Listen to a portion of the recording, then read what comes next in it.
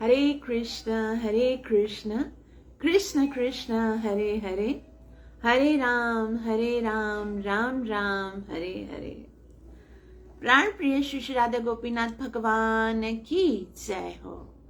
पतित पावनी तई गौरंग महाप्रभु की जय। नित्य लीला प्रवेश है चरणारविंद भक्ति वेदांत स्वामी श्री प्रभुपाद की जय।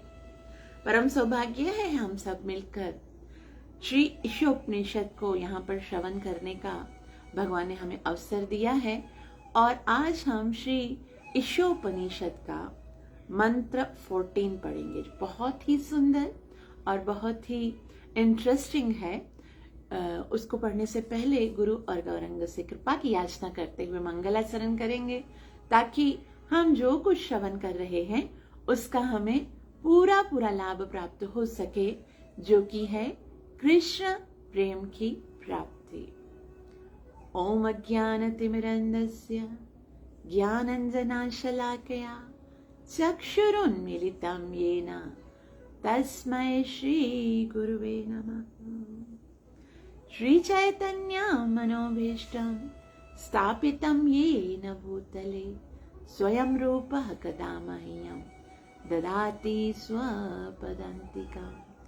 वन्देऽहं श्रीगुरुः श्रीयुतपदकमलं श्रीगुरून् वैष्णवांश्च श्रीरूपं साग्रजातं सहगण रघुनाथान् वितं तं सजीवं साद्वैतं सावधूतं परिजनसहितं कृष्णचैतन्यदेवं श्रीराधा कृष्णपादा सहगण ललिता श्रीविशाखान्वितांश्च। हे कृष्ण करुणा सिंधु दीनबंधु जगत्पति गोपेश गोपिका कांता राधा कांत नमोस्तुते। तप्त कांचन गौरंगे राधे वृंदावनेश्वरी वृषभानुसुते देवी प्रणमामि हरिप्रिये। जय श्री कृष्ण चैतन्य प्रभु नित्यानंद श्री अद्वैत गदाधर श्रीवासदि गौर भक्त। हरे कृष्ण कृष्ण कृष्ण हरे हरे, हरे राम राम राम हरे हरे। अत्यंत ही सुंदर रीति से उपनिषद की रचना की गई है। ज्ञानियों ने इतना सुंदर रीति से इनके श्लोकों को, इनके मंत्रों को बैलेंस में बताया है कि एक के बाद एक मंत्र जब हम पढ़ते हैं तो हम उसके विषय में और भी अधिक डीपली समझते हैं। जैसे हमने मंत्र नंबर 12 में क्या पढ़ा कि जो असंभूति है, जो उसकी पूजा करते हैं वो घोर अंधकार में जाते हैं, और जो संभूति की उपासना करते हैं वो उससे भी अधिक घोर अंधकार में जाते हैं। तो वहां पर असंभूति क्या था? देवताओं की पूजा करना, या फिर परम सत्य का जो मायावाद या निराकार मायावाद जो कॉन्सेप्ट है उसकी पूजा करके, जिसको देवताओं की पूजा जब की जाती है तो कहा गया कि वो घोर अंधकार में जाएंगे, क्योंकि घोर अंधकार मतलब जन्म मरण के चक्कर से नहीं छूटेंगे। और फिर जो तथाकथित परम सत्य जो कि निराकारवाद है उसकी यदि उपासना करेंगे तो और अंधकार में जाएंगे। जैसे हमने चैप्टर नंबर 16 में पढ़ा, भगवान कहते हैं जो मेरे स्वरूप को नहीं स्वीकार करते हैं या इस तरह से लोगों को पथभ्रष्ट करते हैं उनको मैं आसुरी योनियों में भेज दूंगा। तो स्वर्ग में जाना भी गलत है क्योंकि जन्म मरण के चक्कर से नहीं छूट रहे, लेकिन आसुरी योनि में जाना तो और भी ज्यादा निष्कृष्ट है। और उसके बाद हमने मंत्र नंबर 13 में पढ़ा कि जो असंभूति की उपासना करते हैं और जो संभूति की उपासना करते हैं। संभूति मतलब जो परम पुरुष भगवान हैं, समस्त कारणों के कारण हैं, जो स्वतंत्र हैं, जिनसे ही पूरा संसार जो है वो उद्भूत हुआ है, अहम सर्वस्य प्रभु। जो उन संभूति की उपासना करेगा उसका एक अलग फल होगा। और जो असंभूति मतलब जो हमने जो 12वें मंत्र में पढ़े, दोनों देवताओं की पूजा या फिर निर्विशेष ब्रह्म की पूजा या परम पुरुष भगवान श्री कृष्ण के हटकर, परम पुरुष भगवान supreme personality of God head, भगवान से हटकर जो कुछ भी है वो कौन है? वो असंभूति है। तो भगवान के अतिरिक्त किसी की भी पूजा करेंगे तो उसका अलग फल मिलेगा, और जो भगवान की उपासना करेंगे उसको एक इटरनल फल मिलेगा जो कभी समाप्त नहीं होगा। अब मंत्र नंबर 14 में भगवान बता रहे हैं कि हमको दोनों को समझना है, ये भौतिक जगत को भी समझना है और उसके साथ साथ में भगवान को भी समझना। अगर कोई भौतिक जगत को नहीं समझेगा तो उससे तर्क के बाहर निकलने का वो उपाय कैसे करेगा? और अगर वो भौतिक जगत को समझ गया और तर्क के उसको तेर के बाहर निकलता है, तो अगर भगवान को नहीं समझ रहा है, भगवान के विषय में यदि उसको कोई ज्ञान नहीं, तो वो जाना कहाँ है? उसको ये समझ में नहीं आएगा। तो एक बुद्धिमान व्यक्ति जब एक मनुष्य योनि में आता है तो उसे दोनों चीजों को समझना है। क्या समझना है? वो हम मंत्र 14 में पढ़ेंगे। बहुत ही सुंदर शब्द हैं, ये वेदों के शब्द हैं। इनको उच्चारण करने से हृदय पवित्र होता है और वातावरण मंगलमय होता है। तो कृपया करके इसको उच्चारण करने का प्रयास कीजिए। संभूतिं च विनाशं च यस्तद्वेदो भयं सः विनाशेन मृत्युतीत्वा संभूत्यामृतमश्नुते। दूसरी ट्यून में पढ़ेंगे। संभूतिं च विनाशं च यस्तद्वेदो भयं सः विनाशेन मृत्युतीर्त्वा संभूत्यामृतमश्नुते। तो संभूतिं च विनाशं च, संभूति मतलब भगवान, परम पुरुष भगवान, supreme personality of God head, उसको भी, विनाशम च, विनाशम मतलब ये जो भौतिक जगत है उसको भी। तो संभूतिम और विनाशम दोनों को, च यस्तत ये जो दोनों हैं, वेदो भयम, उभय का मतलब होता है दोनों को, वेद का मतलब होता है जानना चाहिए। कैसे जानना चाहिए? सह, सह माना एक साथ, मतलब संभूति और विनाश को एक साथ, साइड बाय साइड, साइमल्टेनियसली इन दोनों को हमको जानना है। संभूति को यानी भगवान को और विनाश को अर्थात इस भौतिक जगत को। तो हमें ये अच्छी तरह से जानना है भौतिक जगत क्या है, इसके अंदर जो जीव हैं उनकी क्या स्थिति है।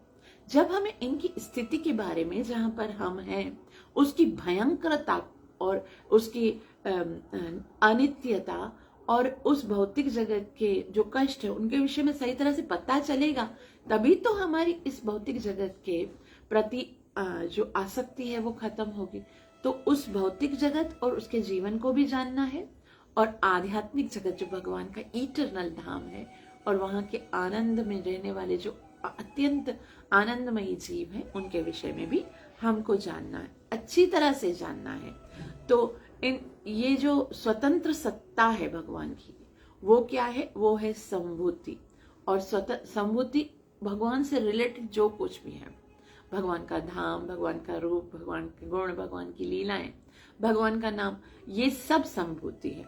और उसी तरह से विनाशम मतलब ये भौतिक जगत, भौतिक जगत के तत्व, महतत्व और भौतिक जगत के जितनी भी वस्तुएं हैं उन सब के विषय में जानना है।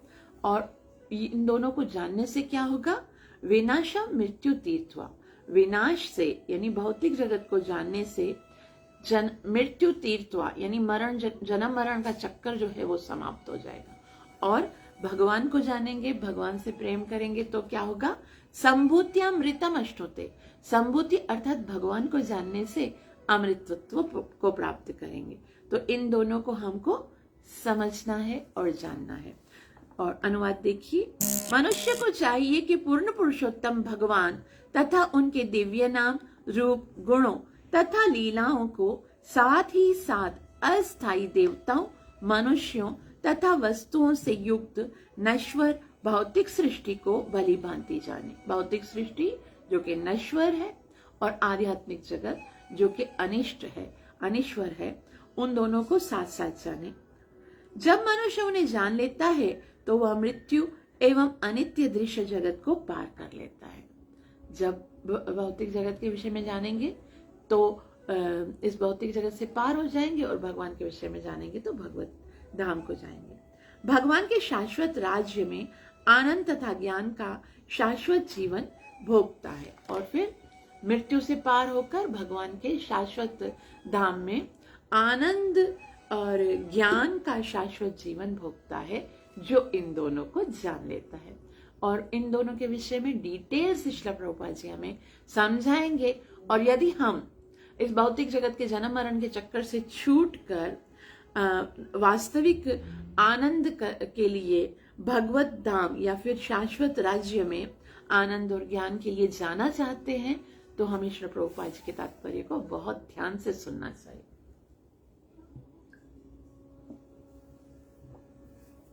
तात्पर्य श्रीला प्रभुपाद की जय।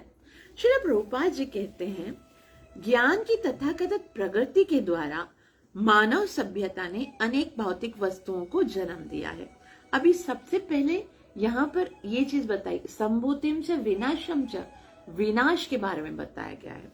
वास्तव में इस भौतिक जगत की जो सत्य है ना, एक ही सत्य है कि यहाँ पर जो कुछ है वो सब टेम्पररी है, विनाश होने वाला। कोई भी भौतिक साधन, कोई भी विद्या, कोई भी ज्ञान, कोई भी विज्ञान जो है भौतिक जगत को मृत्यु रहित नहीं बना सकता। इस भौतिक जगत में जो साइंटिस्ट हैं, जो ज्ञानी जन हैं, जो फिलोसोफर हैं, वो क्या कर रहे हैं? मृत्यु पर विजय पाने की एक ना संभव यानी असंभव चीज के लिए प्रयास कर रहे हैं, क्योंकि ये भौतिक जगत जो है उसका स्वरूप भगवान ने बनाया ही विनाशशील है। तो श्रील प्रभुपाद जी कहते हैं कि ज्ञान की तथाकथित प्रगति के द्वारा मानव सभ्यता ने अनेक भौतिक वस्तुओं को जन्म दिया है। बहुत सारी ऐसी भौतिक वस्तुएं जन्म ले चुकी हैं जिनमें अंतरिक्षयान तथा परमाणु शक्ति भी सम्मिलित है। अंतरिक्षयान यानी स्पेसशिप है, परमाणु बॉम्ब्स हैं, या फिर बहुत सारी शक्तियां हैं। फिर भी बहुत सारी इन्वेंशन हो गई है, जो मॉडर्न साइंस है उसने बहुत प्रोग्रेस किया है, बहुत एडवांस हो गई, लेकिन फिर भी क्या, जन्म, जरा, रोग तथा मृत्यु से मुक्ति दिलाने में विफल रही है। ना जन्म को खत्म कर सकी, ना मृत्यु को, ना बुढ़ापे को, और ना ही रोग को, है ना। भले ही बहुत सारे हॉस्पिटल्स आज हैं, लेकिन क्या जितने हॉस्पिटल्स हैं उससे ज्यादा बीमारियां नहीं हैं। कभी कभी हम गर्व करते हैं कि भाई इतने पिछले 500 सालों में हमारे देश में इतने सारे हॉस्पिटल्स जो है उनका निर्माण हुआ है, लेकिन हॉस्पिटल्स निर्माण होना कोई प्रगति है क्या? हॉस्पिटल्स इतने बढ़ रहे हैं, उसका मतलब क्या है जानते हो? उसका मतलब होता है रोग उतने बढ़ रहे हैं, क्योंकि जो रोग नहीं बढ़ रहे होते तो हॉस्पिटल की जरूरत ही नहीं होती। तो ये कोई प्रगति नहीं, बल्कि ये तो अधोगति की ओर जा रहा है ये संसार, क्योंकि इतनी सारी एडवांसमेंट करने के बाद भी ना जन्म, मृत्यु, जरा, व्याधि को तो खत्म कर ही नहीं सके। तो श्रील प्रभुपाद जी आगे कहते हैं, जब भी बुद्धिमान मनुष्य तथाकथित वैज्ञानिकों के समक्ष इन कष्टों के प्रश्न को उठाता है तो वह अत्यंत ही चतुराई से उत्तर देते हैं कि भौतिक विज्ञान प्रगति कर रहा है और अंततः मनुष्य को मृत्यु रहित बना लेगा। कोई पूछता है कि भाई आप इतनी इन्वेंशन कर रहे हो, ये सब हम कितना भी यूज करेंगे, मर जाएंगे कल नहीं परसों तो मरने को खत्म करने के लिए, मृत्यु पर विजय प्राप्त करने के लिए कुछ किया? तो साइंटिस्ट बोले हाँ, अभी हम लोग प्रोग्रेस कर रहे हैं ना, अभी कुछ समय में ऐसा होगा कि संसार में मृत्यु भी नहीं होगी, संसार मृत्यु रहित इस भौतिक जगत को बना देंगे। तो श्रील प्रभुपाद जी आगे कहते हैं, और वृद्धावस्था से छुटकारा दिलाकर अमर बना दिया जाएगा, और मृत्यु भी नहीं होगी, वृद्धावस्था नहीं होगी, सब अमर हो जाएंगे। ऐसे उत्तर भौतिक प्रकृति के विषय में वैज्ञानिकों के निपट अज्ञान को बताते हैं। क्यों कहते हैं ये वैज्ञानिक ऐसे? क्योंकि भौतिक प्रकृति के विषय में जानते ही नहीं है। भौतिक प्रकृति के अंतर्गत प्रत्येक जीव कठोर भौतिक नियमों के अधीन है। इस भौतिक जगत में कोई अपनी मर्जी से थोड़ी रहेगा। जो भौतिक प्रकृति के जो नियम हैं, जो रूल्स एंड रेगुलेशंस हैं, उनको उसे फॉलो करना पड़ेगा। तो उसे अस्तित्व की 6 अवस्थाओं में से गुजरना रहता है। ये हैं जन्म, वृद्धि, पालन और अपोत्पादन, क्षय तथा अंततोगत्वा मृत्यु। तो जो भी संसार में आता है प्रकृति के नियमों का पालन करना पड़ेगा। और प्रकृति का क्या नियम है? प्रत्येक जीव को 6 अवस्थाओं को प्राप्त करना है। क्या है? जन्म, यानी कि वो जन्म लेगा, और वृद्धि, जन्म लेने के बाद थोड़ा बढ़ेगा, और उसके बाद पालन, थोड़ा मेंटेन होगा उसके बाद, और जब उसके बाद क्या होगा, फिर उसके अंदर रिप्रोड्यूस करने की शक्ति आएगी, वो अपने जैसे दूसरे जीव पैदा कर सकेगा। और उसके बाद क्या होगा, धीरे धीरे क्षय होना शुरू करेगा, है ना। हम देखते एक समय तक तो हम बढ़ते हैं, सुंदरता बढ़ती है, और फिर दूसरे समय से क्या होता है, ढलने लगते हैं, तो क्षय होता है, और अंत में क्या होता है, अंततोगत्वा मृत्यु होती है। ये है भौतिक जगत का नियम। जो इस भौतिक जगत में जो भी शरीर, चाहे मनुष्य हो, चाहे पक्षी हो, चाहे पशु हो, चाहे देव हो, सबको ये नियमों को पार करना पड़ता है। तो प्रकृति के संपर्क में आने वाला कोई भी व्यक्ति इन 6 नियमों से परे नहीं रह सकता। ये भौतिक जगत की स्थिति है। भौतिक जगत में आए हो, जन्म, मृत्यु, जरा, व्याधि, ये सब से कभी नहीं छूट सकते। ये भौतिक जगत की स्थिति बताए। तो अतएव चाहे देवता, मनुष्य, पशु, वृक्ष या कोई भी हो, वह भौतिक जगत में सदा जीवित नहीं रह सकते। तो चाहे कुछ भी हो, देवताओं को भी जाना पड़ता है, और भी कोई योनियां होती है, मनुष्य होता है, तो एक न एक दिन उसे जाना पड़ेगा। जीवन की अवधि यानी आयु योनियों के अनुसार भिन्न भिन्न होती है। अब जाना तो अनिवार्य है, वो तो है, लेकिन उसको कितना टाइम पीरियड के लिए इस संसार में रहना पड़ेगा, वो अलग अलग, जैसे जैसे जीव होते ना, उनके अनुसार उसको आयु भी मिलती है। इस भौतिक ब्रह्मांड में जीवों में प्रधान ब्रह्मा जी लाखों वर्षों तक जीवित रहते हैं। सबसे ज्यादा आयु तो ब्रह्मा जी की है। 4 अरब 32 करोड़ वर्ष का दिन होता है, 4 अरब 32 करोड़ वर्ष की एक रात होती है, तो 8 अरब 64 करोड़ वर्षों का उनका एक वास्तविक पूरा दिन होता है। जैसे हमारे 24 घंटे होते हैं ना, उनके 8 अरब 64 करोड़ वर्ष होते हैं, तब जाके उनका एक दिन गुजरता है। तो ब्रह्मा जी जो है लाखों वर्ष तक जीवित रहते हैं, जबकि एक सूक्ष्म कीटाणु केवल कुछ ही घंटे जीता है। कुछ ऐसे कीटाणु होते हैं जो केवल कुछ घंटे तक जीते हैं। और इस जगत में कोई शाश्वत नहीं है। इस जगत में वस्तुएं विशेष स्थायी में उत्पन्न होती हैं या पैदा की जाती हैं, यानी कोई भी चीज जो है वो शाश्वत नहीं है। और विशेष स्थितियों में जो जीव है उनकी उत्पत्ति होती है, और उत्पन्न होती है और पैदा होती है। वे कुछ काल तक रहती हैं, पहले उत्पन्न होती हैं, फिर कुछ काल तक रहती हैं। ये और यदि वे बनी रहती हैं तो बढ़ती हैं। अगर कुछ काल तक रही हैं तो उसके बाद वो बढ़ना शुरू कर देते, अगर जीवित हैं। अगर प्राण निकल गए तो नहीं जिएंगे, क्योंकि प्राण निकल जाता है ना हमारे शरीर से। देखो, हम बाल कटिंग करवाते हैं, फिर क्या होता है, जब तक हम जीवित हैं तो बाल भी बड़े होते हैं, नाखून भी बड़े होते हैं, लेकिन जब प्राण निकल गए फिर नहीं होगा।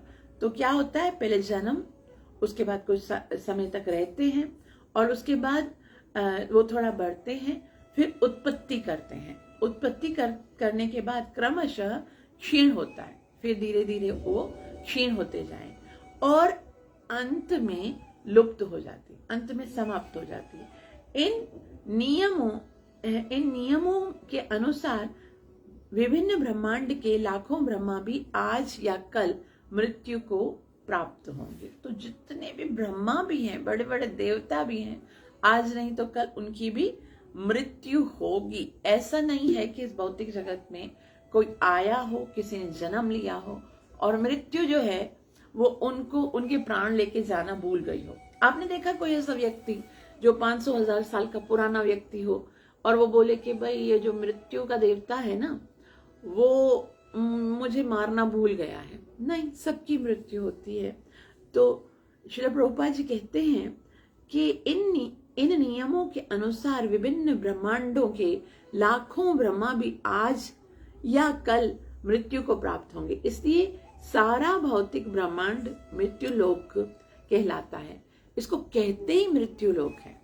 मृत्यु लोक मतलब जो आया है उसको जरूर इस भौतिक जगत में मृत्यु का टेस्ट चखना पड़ेगा।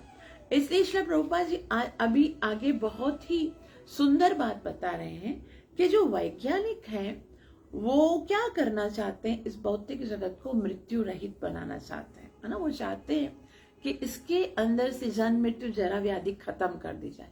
तो वो क्यों ऐसा चाहते हैं?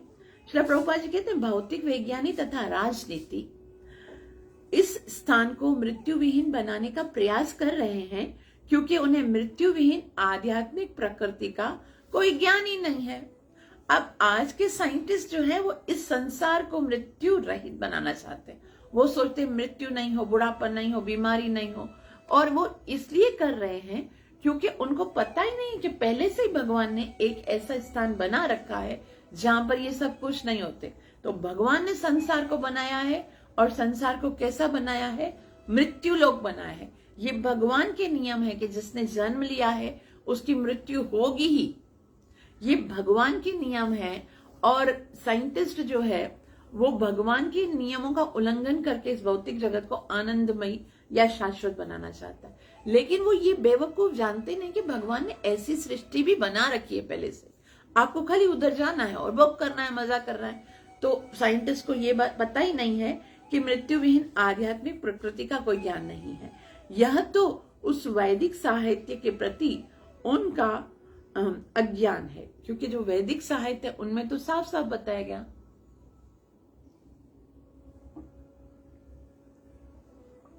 और वेद किसके द्वारा बताए गए? जो पौढ़ दिव्य अनुभव के आधार पर पुष्ट ज्ञान से पूर्ण है। वेदों में दो चीजें हैं, किसी साधारण व्यक्ति ने नहीं लिखी है। पौढ़ दिव्य ज्ञान, जो आध्यात्मिक ज्ञान जिनको पूरी तरह से परिपक्व अवस्था में से बताया जाता है ना, वेद व्यास जी ने परिपक्व अवस्था में इन शास्त्रों का निर्माण किया। तो हाँ, प्रौढ़, यहाँ पर बताया प्रौढ़ दिव्य अनुभव के आधार पर पुष्ट ज्ञान से पूर्ण है। दुर्भाग्यवश आधुनिक मनुष्य वेदों, पुराणों तथा अन्य शास्त्रों से ज्ञान प्राप्त करने में रुचि नहीं रखता। आजकल का मनुष्य ना वो सब समझते ये सब बेकार है, ये शास्त्रों को पढ़ना, ये वेद शास्त्र सब बेकार है, उनको बेकार समझते हैं। इसलिए उनकी इच्छा ही नहीं होती है ये सब सीखने की। लेकिन जब तक हम वेदों में नहीं पढ़ेंगे, जैसे हमने पढ़ा था पहले कि ज्ञान प्राप्त करने के 3 सोर्स हैं।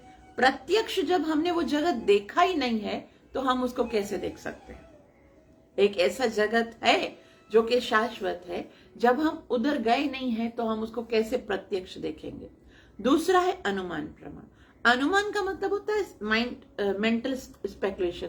तो जो भगवान के धाम के विषय में हम मन से कल्पना करेंगे वो सही कैसे हो सकती है? तो जब तक हमें शास्त्रों से नहीं पता चलता है। तो श्रील प्रभुपाद जी कहते हैं विष्णु पुराण 6.7.13 उसमें क्या लिखा हुआ है? इसमें हमें निम्नलिखित जानकारी मिलती है। क्या जानकारी मिलती है? विष्णु शक्ति परा प्रोक्ता क्षेत्रज्ञा ख्या तथा परा अविद्या कर्म संगान्या तृतीया शक्तिरेष्यते। अर्थात पूर्ण पुरुषोत्तम भगवान विष्णु की विभिन्न शक्तियां हैं। ये जो कुछ भी भौतिक जगत में है या फिर आध्यात्मिक जगत में कुछ भी है, वो सब क्या है? भगवान की शक्तियां हैं। और कौन कौन सी हैं? ये परा तथा अपरा कहलाती हैं। जीव पराशक्ति में आते हैं, और भौतिक शक्ति हमें जिनमें हम आधुना फंसे हुए हैं वह अपरा प्रकृति कहलाती है। तो भगवान की 2 शक्तियों के विषय में यहाँ पर श्री प्रभुपाद जी बता रहे। कौन कौन से हैं? एक पराशक्ति और एक अपराशक्ति। कौन कौन से हैं? यहाँ पर बताया जीव पराशक्ति में आते हैं। जीव जो है वो परा है, और भौतिक जगत जिसमें हम अधुना फंसे हुए हैं वह अपरा जगत है। अपरा में क्या है भगवान बताते 7.5 में, भूमिरापो नलो वायु खम मनो बुद्धिरेव च। ये सब जो है वो भगवान की अपरा शक्ति है। और जीव भूतान महाभाव, ये जो जीव है वो भगवान की पराशक्ति में आते हैं। तो इसी शक्ति से भौतिक सृष्टि संभव होती है और ये भगवान की जो शक्तियां हैं उसी से सृष्टि होती है। जीव को अविद्या से आच्छादित कर लेती है और उन्हें सकाम कर्म करने के लिए प्रेरित करती है। यानी कि जो ये भौतिक जगत है वो अविद्या, जीव को अविद्या से आच्छादित कर देती है।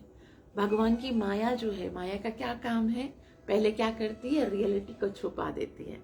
तो माया क्या करती है, जीव को अविद्या से आच्छादित कर देती है और उन्हें सकाम कर्म करने के लिए प्रेरित करती है। और ये माया का ही काम है जो हमको सारा दिन बोलती है ना, काम करो, सकाम कर्म करो, तो ये माया हमसे करवाती है। फिर भी भगवान की पराशक्ति का एक और भाग है, फिर भी एक भगवान की पराशक्ति का एक अलग से भाग है। पहले परा क्या है, जीव है, लेकिन उससे भी बढ़कर एक पराशक्ति है जो इस भौतिक अपराशक्ति तथा जीव से भिन्न है। अब इस भौतिक में क्या है, एक पराशक्ति है यानी जीव, एक अपराशक्ति है यानी ये भौतिक जगत। लेकिन एक दूसरी पराशक्ति है जो कि इस भौतिक जगत के जो जीव हैं उनसे भी बिल्कुल अलग है।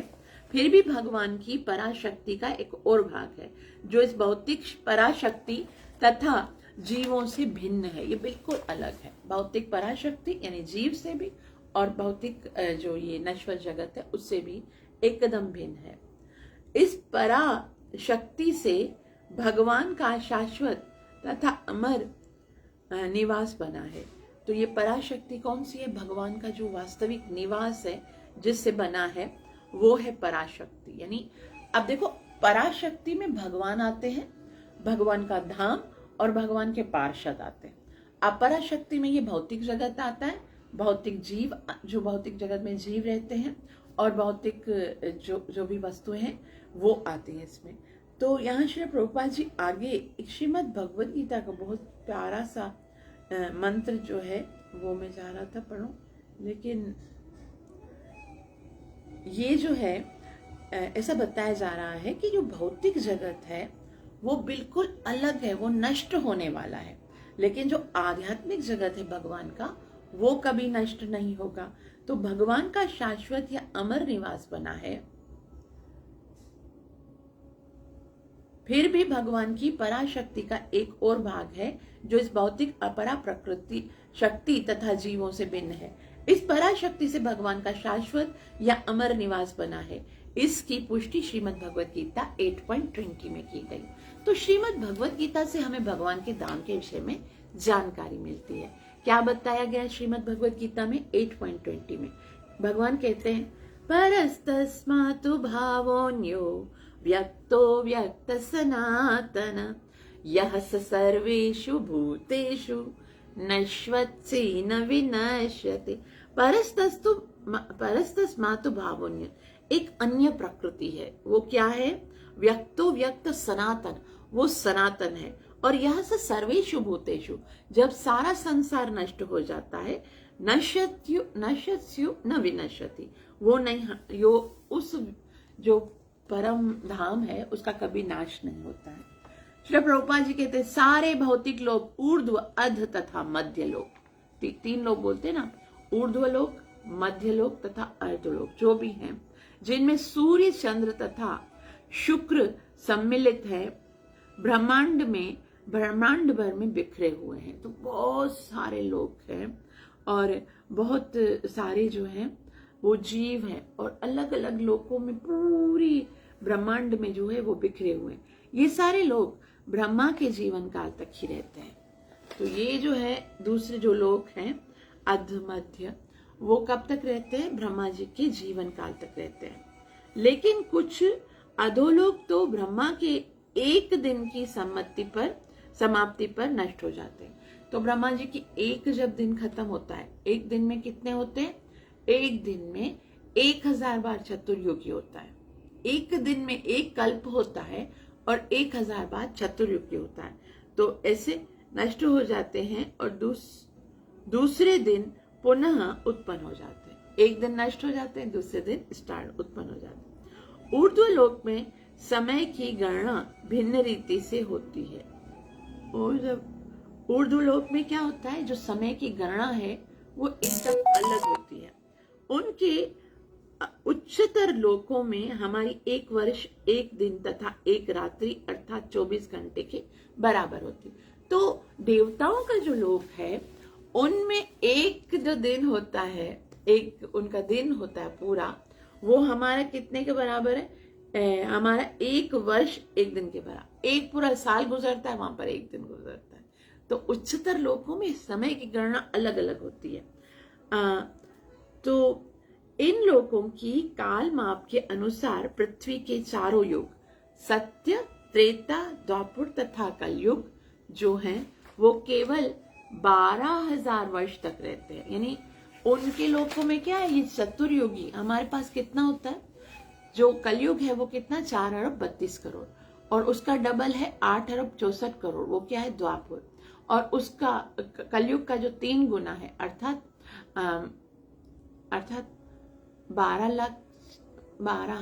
4,32,000 का ये कलयुग है, 8,64,000 का द्वापर युग है, उसके बाद त्रेता युग है 12,96,000, और उसके बाद है सतयुग जो है 17,28,000। इन सबको जब हम प्लस करते हैं तो हमारे पास आता है 43 लाख समथिंग।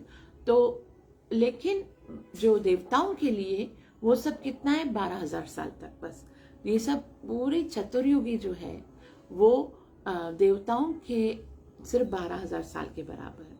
यदि इस काल को 1,000 से गुना किया जाए तो यह ब्रह्मा के एक दिन के तुल्य होता है। तो चतुर्युगी जब 1,000 बार गुजरती है तो ब्रह्मा जी का एक दिन, ब्रह्मा जी कितना बड़ा दिन गुजारते हैं ना, एक दिन बहुत बड़ा होता है उनके पास, और उनमें उनको बहुत सारे काम भी करने पड़ते हैं, सारे जीवों को सृजन करना होता है। तो ब्रह्मा जी की एक रात्रि भी उतनी ही होती है। ऐसे दिन रात मिलाकर मास तथा वर्ष की सृष्टि करते हैं और ब्रह्मा ऐसे 100 वर्षों तक जीते हैं। तो इतना बड़ा दिन होता है, कितना, चतुर्युगी जब 1,000 बार बीतती है तो ब्रह्मा जी का एक दिन होता है, और उसके बाद इतना ही समय की जो है ना उनकी रात्रि होती है। और फिर क्या होता है कि महीने, साल, इसी से जो ये जो काउंटिंग है ना, उसी से मास तथा वर्ष की सृष्टि करते हैं, और ब्रह्मा ऐसे 100 वर्षों तक जीते हैं, 100 वर्षों तक जीते हैं। ब्रह्मा के जीवन का अंत होने पर संपूर्ण भौतिक सृष्टि विनष्ट हो जाती है। जब ब्रह्मा जी का दिन समाप्त होता है, ब्रह्मा जी का जीवन जब अंत होता है, जीवन मतलब ब्रह्मा जी के 100 साल खत्म होंगे, फिर सब कुछ समाप्त हो जाएगा, संपूर्ण लोक सृष्टि जो है वो विनष्ट हो जाती है। वे जीव जो सूर्य तथा चंद्रमा जैसे उच्च लोकों में निवास करते हैं तथा वे जो मृत्यु लोक में, जिसमें यह पृथ्वी तथा नीचे के अनेक लोक सम्मिलित हैं, वास करते हैं, सभी ब्रह्मा जी की रात्रि के समय प्रलय के सागर में डूब जाते हैं।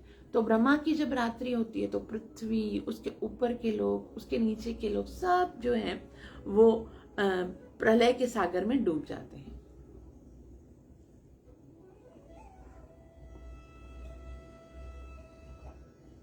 इस काल में कोई भी जीव या योनि जीवित नहीं रहती। कब?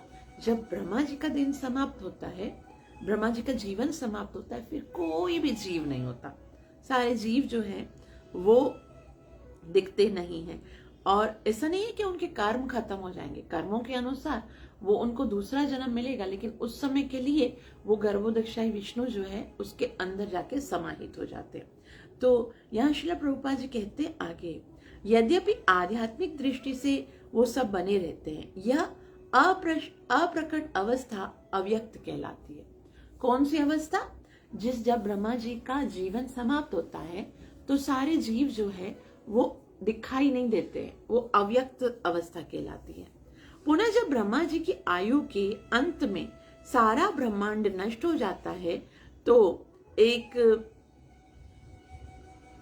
एक अन्य अव्यक्त अवस्था होती है, यानी भौतिक जगत जो ब्रह्मांड है वो सारे नष्ट हो जाते हैं, लेकिन उस समय क्या होता है, तो एक अन्य अव्यक्त अवस्था आती है, एक दूसरी अव्यक्त अवस्था है। किंतु इन दो अव्यक्त अवस्थाओं से परे एक और अव्यक्त अवस्था है, आध्यात्मिक आकाश या प्रकृति। वो क्या है? आध्यात्मिक आकाश है। वहां पर क्या होता है? नश्यत्सु यः सर्वेषु भूतेषु नश्यत्सु न विनश्यति।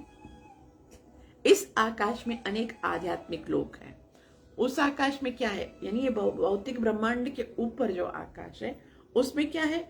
आध्यात्मिक लोक है। यहाँ पर कौन से लोक है? भौतिक है। भौतिक और आध्यात्मिक का क्या डिफरेंस है? आध्यात्मिक जो है वो शाश्वत है, भौतिक जो है वो नश्वर है और वो शाश्वत है। जबकि इस भौतिक ब्रह्मांड के सारे लोग ब्रह्मा के जीवन की समाप्ति पर नष्ट हो जाते हैं। भौतिक ब्रह्मांड, ब्रह्मा का जीवन समाप्त हुआ, सब नष्ट हो जाएंगे। सारे ब्रह्मांडों के अधिकार में अनेक भौतिक ब्रह्मांड हैं। सारे जितने भी ब्रह्मा जी हैं, अच्छा बहुत सारे ब्रह्मा जी हैं, एक नहीं है ब्रह्मा जी, बहुत सारे ब्रह्मा जी हैं और सारे ब्रह्माओं के अधिकार में अनेक भौतिक ब्रह्मांड है। एक ब्रह्मा जी अनेक भौतिक ब्रह्मांडों को कंट्रोल कर रहा है। तो प्रत्येक ब्रह्मा जी के क्षेत्राधिकार में एक और विभिन्न ब्रह्मांडों के अधीन जितना दृश्य जगत है वह परमेश्वर की मात्र 1/4 शक्ति का प्रदर्शन है।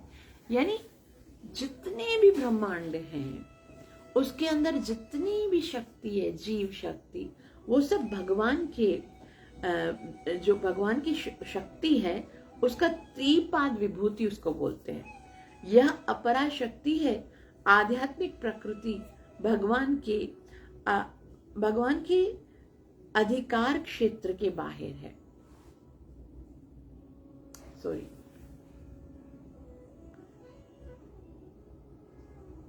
यह परमेश्वर की मात्र 1/4 शक्ति प्रदर्शन करती है। एक पाद भूत, यानी कि जो कुछ भी भौतिक ब्रह्मांड है जितने, वो भगवान की 1/4 शक्ति यानी कि 1/3। तो यह अपरा शक्ति है। आध्यात्मिक प्रकृति ब्रह्मा के अधिकार क्षेत्र से बाहर है। ये भौतिक सृष्टि है, उसको ब्रह्मा जी सृजन कर सकते हैं, शिव जी इसका प्रलय कर सकते हैं, उसको मेंटेन करने के लिए भगवान विष्णु है। लेकिन जो आध्यात्मिक जगत है, आध्यात्मिक प्रकृति ब्रह्मा के आधार क्षेत्र से बाहर है।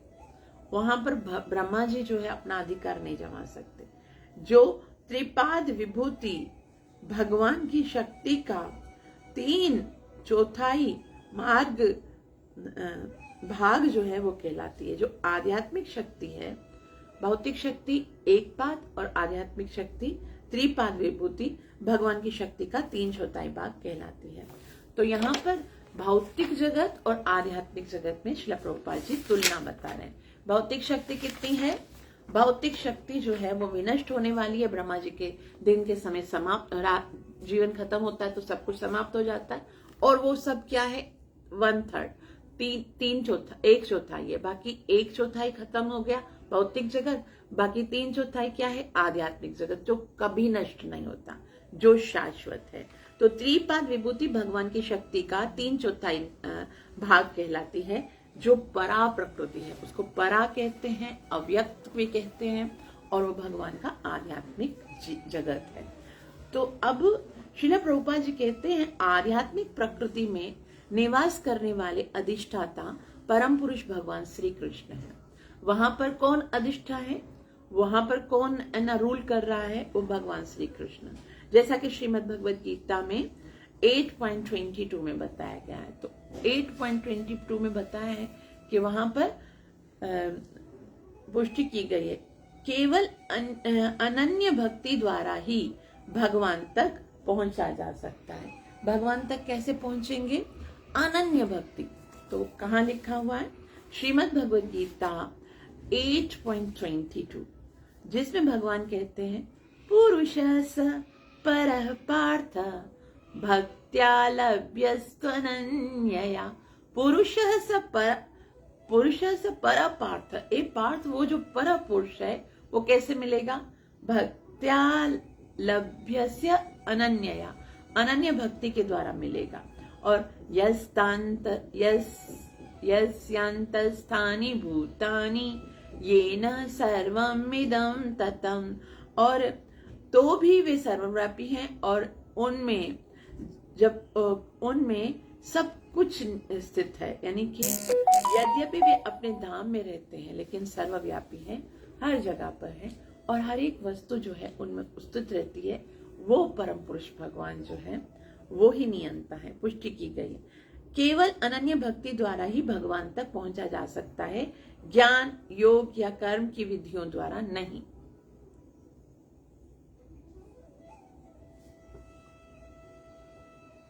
भगवान तक कैसे पहुंच सकते हैं? केवल अनन्य भक्ति। ज्ञानी भगवान तक नहीं पहुंच सकता, कर्मी भी भगवान तक नहीं पहुंच सकता, केवल भक्त पहुंच सकता है। कर्मी लोग स्वर्ग लोक तक, जिनमें सूर्य तथा चंद्रमा सम्मिलित हैं, उठ सकते हैं। कर्मी कहां तक पहुंचेंगे? कर्म अच्छे करेंगे, पुण्य करेंगे तो कहां पहुंचेंगे? सूर्य लोक तक पहुंचेंगे या स्वर्ग लोक तक पहुंचेंगे, चंद्रमा लोक तक। ज्ञानी तथा योगी इससे भी उच्च लोक तथा मेहरलोक, तपोलोक तथा ब्रह्मलोक तक पहुंच सकते हैं। जो ज्ञानी लोग हैं वो कहां तक? महरलोक, तपोलोक और ब्रह्मलोक तक पहुंच सकते हैं। किंतु भक्ति द्वारा जब वे और अधिक योग्य हो जाते हैं तो उन्हें अपनी अपनी योग्यताओं के अनुसार आध्यात्मिक प्रकृति में या तो आध्यात्मिक आकाश के प्रदीप्त विश्व परिवेश में ब्रह्म या वैकुंठ लोक में प्रवेश करने दिया जाता है। लेकिन इतना तो निश्चित है कि भक्ति में प्रवेश प्रशिक्षित हुए बिना किसी को भी वैकुंठ लोक में प्रविष्ट नहीं होने दिया जाता। तो यहाँ श्री प्रभुपाद जी बोलते हैं कि जब तक कोई भक्ति में नहीं लगता है तब तक वो वैकुंठ नहीं जा सकता। तब तक वो क्या करेगा? इसी ब्रह्मांड के अंदर ही ऊपर नीचे आता रहेगा। कर्मी कहाँ जाएंगे? स्वर्ग तक जाएंगे। ज्ञानी कहाँ जाएंगे? उससे थोड़ा ऊपर महरलोक या तपोलोक, इसमें जाएंगे। लेकिन हमारा उद्देश्य इन ब्रह्मांडों के चक्कर काटना नहीं है। हमारा उद्देश्य क्या है? जन्म मरण का चक्कर से छूटना, और वो तभी संभव है जब हम आध्यात्मिक जगत में जाएंगे। श्री प्रभुपाद जी आगे कहते हैं, भौतिक लोकों में ब्रह्मा से लेकर चींटी तक सारे प्राणी भौतिक प्रकृति पर प्रभुत्व जमाने का प्रयास कर रहे हैं। अब भौतिक जगत पे सबको एक ही रोग है। सब क्या चाहते? प्रभुत्व जताना चाहते, स्वामी बनना चाहते हैं और उसका प्रयास करते हैं। और यही भव रोग है, इसी को भवरोग कहा जाता है। जब तक यह भवरोग रहता है तब तक प्रत्येक जीव को शरीर परिवर्तन करना पड़ता है। तो जब तक ये बीमारी लगी रहेगी प्रभुत्व जताने की, तब तक तो क्या करना पड़ेगा? तब तक शरीर परिवर्तन की प्रक्रिया से गुजरना पड़ता है। चाहे वो मनुष्य हो, चाहे वो मनुष्य का रूप प्राप्त करे या देवताओं अथवा पशु का, उसे दो प्रलयों, ब्रह्मा की रात्रि की प्रलय तथा ब्रह्मा के जीवन के अंत की प्रलय के बीच की अव्यक्त अवस्था सहनी पड़ती है। अब देखो यहाँ पर श्री प्रभुपाद जी बता रहे हैं कि चाहे वह मनुष्य का रूप प्राप्त करे या देवता अथवा पशु का, उसे दो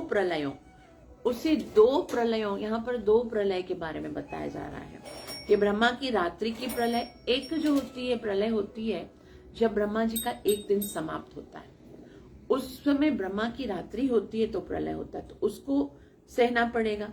और तथा ब्रह्मा के जीवन के अंत की प्रलय, और एक प्रलय होती है जब ब्रह्मा जी का जीवन समाप्त हो जाता है, तो उनमें से किसी एक को उसे सहना पड़ेगा, बीच की स्थिति सहन करनी पड़ेगी।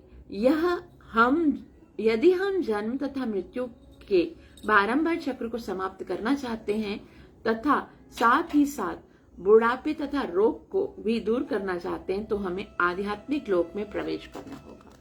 तो जब तक हम इस भौतिक लोक में हैं तो भौतिक जो लोक के प्रिंसिपल्स हैं, जो रूल्स हैं, उनको हमें स्वीकार करना पड़ेगा। क्या रूल्स हैं? जन्म, मृत्यु, जरा, व्याधि।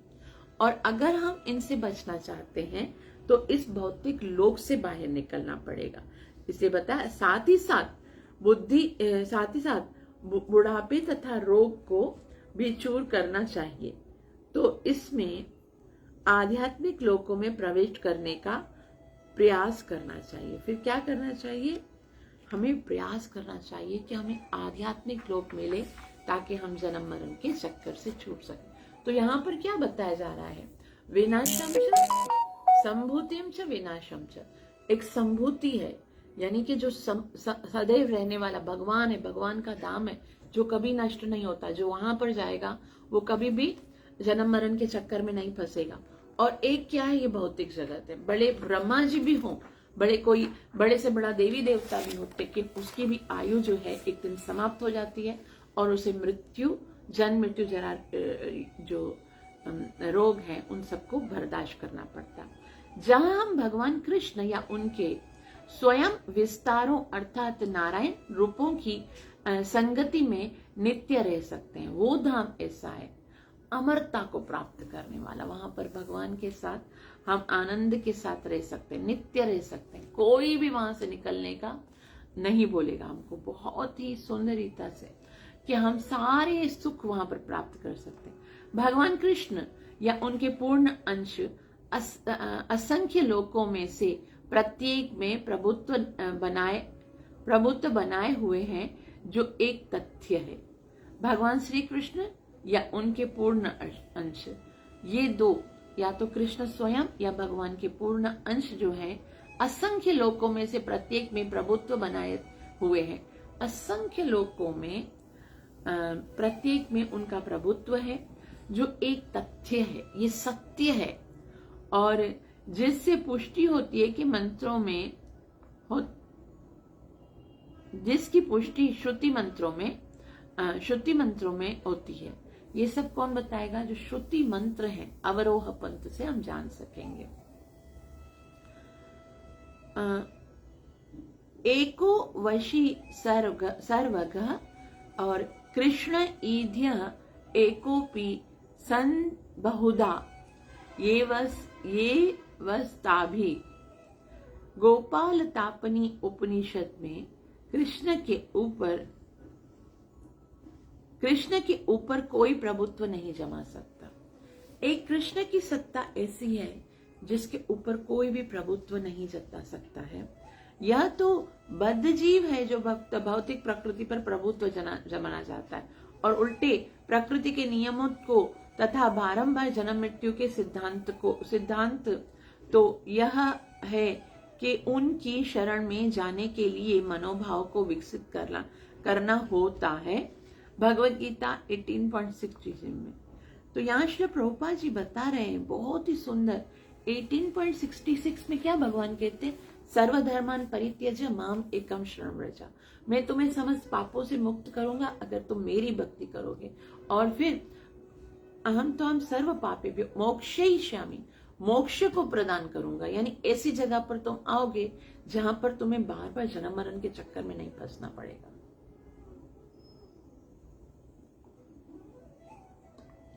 तो कृष्ण का धाम सबसे ऊपर है, वहां पर कृष्ण के ऊपर कोई प्रभुत्व नहीं जता सकता। और जो भौतिक जगत में हम बद्ध जीव हैं, वो क्या चाहते हैं? प्रभुत्व जमाना चाहते हैं और उल्टे प्रकृति के नियमों को तथा बारंबार जन्म मृत्यु के कष्टों को भोगना पड़ता है हमको।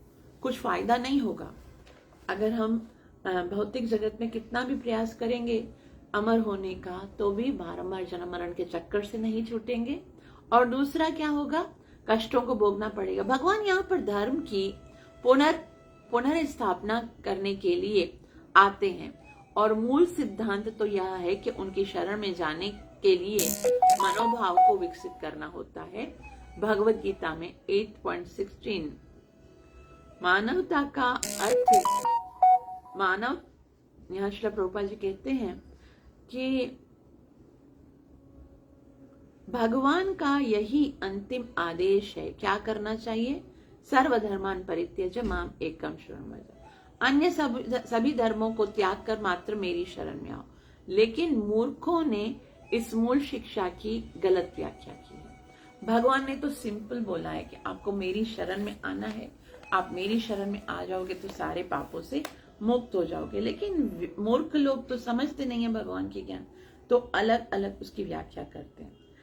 जनता को वो विभिन्न प्रकार से पथभ्रष्ट करते हैं। लोगों को अस्पताल खोलने के लिए तो प्रेरित करते हैं, किंतु भक्ति द्वारा वैकुंठ जाने के लिए, अपने आप को शिक्षित करने के लिए नहीं बताया जाता। तो मूर्ख लोग क्या करते हैं, वो सोचते हैं हॉस्पिटल खोलेंगे, वहां पर लोग जो बीमार होंगे उनको एडमिट करेंगे और उनको मृत्यु से बचा सकेंगे। तो श्रीला प्रभुपाद जी कहते हैं किंतु ऐसा संभव नहीं है।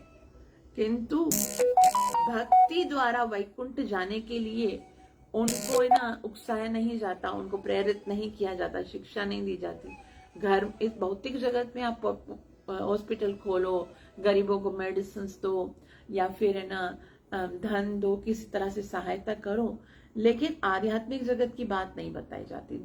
आगे उन्हें अस्थायी राहत कार्य में ही रुचि लेने की शिक्षा दी जाती है। बस इसी भौतिक जगत में क्या करो, अस्थायी कार्य करो। अस्थायी मतलब जो टेम्पररी है, जिनसे इटरनल लाभ नहीं मिलेगा, तो जिससे जीव को कभी भी वास्तविक सुख नहीं मिल सकता है। वे प्रकृति की विनाशकारी शक्ति को वश में करने के लिए अनेक प्रकार से सार्वजनिक तथा अर्ध सरकारी संस्था चलाते हैं। अब वो क्या करते हैं कि उनको वास्तविक जीवन के बारे में पता नहीं है, वास्तविक सुख के विषय में पता नहीं है, तो प्रकृति की विनाशकारी जो शक्ति है उसको वश में करने के लिए अनेक प्रकार की सार्वजनिक तथा सरकारी संस्थाएं बनाते हैं। बस वो चाहते हैं किसी तरह से प्रकृति के नियमों को खत्म करें, जीवों को शाश्वत बना दे, जन्म मृत्यु जरा व्याधि समाप्त हो जाए, लेकिन वे दुर्जय प्रकृति को शांत करना नहीं जानते। ये संभव ही नहीं है। प्रकृति को शांत करने का ये तरीका नहीं है। उसको शांत करने का क्या तरीका है? शक्तिशाली प्रकृति को भगवत चेतना द्वारा जागृत करके ही शांत किया जा सकता है, जैसा कि श्रीमद् भगवद गीता 7.14 में कहा गया है। तो श्रीमद् भगवद गीता में क्या कहा गया है कि 7.14 उसमें भगवान कहते हैं कि दैवी ही शगुणमयी मम माया दुरत्यया, कि मेरी जो माया है उसको पार करना बहुत कठिन है, लेकिन मामेव ये प्रपद्यन्ते माया में तम तरन्ति ते, जो मेरी शरण में आ जाएगा वो माया को पार कर लेगा। इस मंत्र द्वारा श्री ईशोपनिषद सिखाता है कि मनुष्य को संभूति यानी परम पुरुष भगवान तथा विनाशनी क्षणिक भौतिक प्राकट्य दोनों को साथ साथ भली भांति जानना चाहिए। तो दो चीजें हमने पढ़ी यहाँ पर। एक संभूति यानी परम पुरुष भगवान, उसका धाम इटरनल है, वहां पर कोई दुख नहीं है, रोग नहीं है, कोई कष्ट नहीं है, और वो कभी समाप्त नहीं होता। संसार में सब कुछ समाप्त हो जाता है ब्रह्मा की रात्रि पर या ब्रह्मा के जन्म खत्म होने पर, लेकिन भगवान का इटरनल धाम जो है वो सदैव शाश्वत है, आनंद देने वाला है, और उसके अंदर कोई कष्ट नहीं है। तो ईशोपनिषद क्या सलाह देता है? ईशोपनिषद सिखाता है कि मनुष्य को संभूति अर्थात परम पुरुष भगवान तथा विनाश यानी क्षणिक भौतिक प्राकट्य दोनों को ही साथ साथ भली भांति जानना चाहिए, दोनों को जानना चाहिए। केवल भौतिक प्रकृति को जानकर कोई किसी को नहीं बचा सकता। अगर कोई भौतिक प्रकृति के बारे में जान भी ले कि भाई ये भौतिक प्रकृति जो है वो विनाशशील है, इसको हम प्रयत्न करेंगे भी, इसको यदि मृत्युहीन बनाने का प्रयास करेंगे तो भी संभव नहीं है जब तक कि भगवान की शरण में नहीं जाएंगे। तो भगवान के विषय में भी जानना पड़ेगा। तो क्योंकि प्रकृति में प्रत्येक क्षण विनाशशीलता चलती रहती है, प्रकृति में तो कंटिन्यूस जो है वो विनाश होता रहता है, नित्य प्रलय होती रहती है। अहनि अहनि भूतानि गच्छन्ति यमलायम, अहनि अहनि भूतानि, अनेक अनेक जीव जो है गच्छन्ति यमला, गच्छन्त्य यमालय, वो जा रहे हैं कहाँ पर,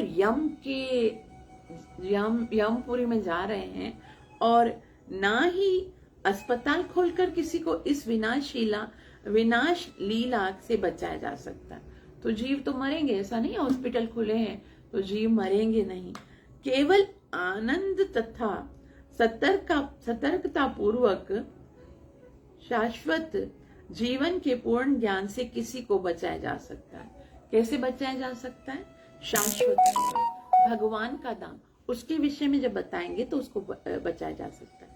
संपूर्ण वैदिक योजनाएं मनुष्यों को शाश्वत जीवन की उपलब्धि की इस कला में शिक्षित बनाना चाहते हैं। संपूर्ण वैदिक योजना जो वेद है, वेदैश्च सर्वे अहमेव वेद्यो, वेद भगवान के विषय में जानना चाहता है, मनुष्य को शाश्वत जीवन की उपलब्धि की इस कला को शिक्षा देना चाहता है।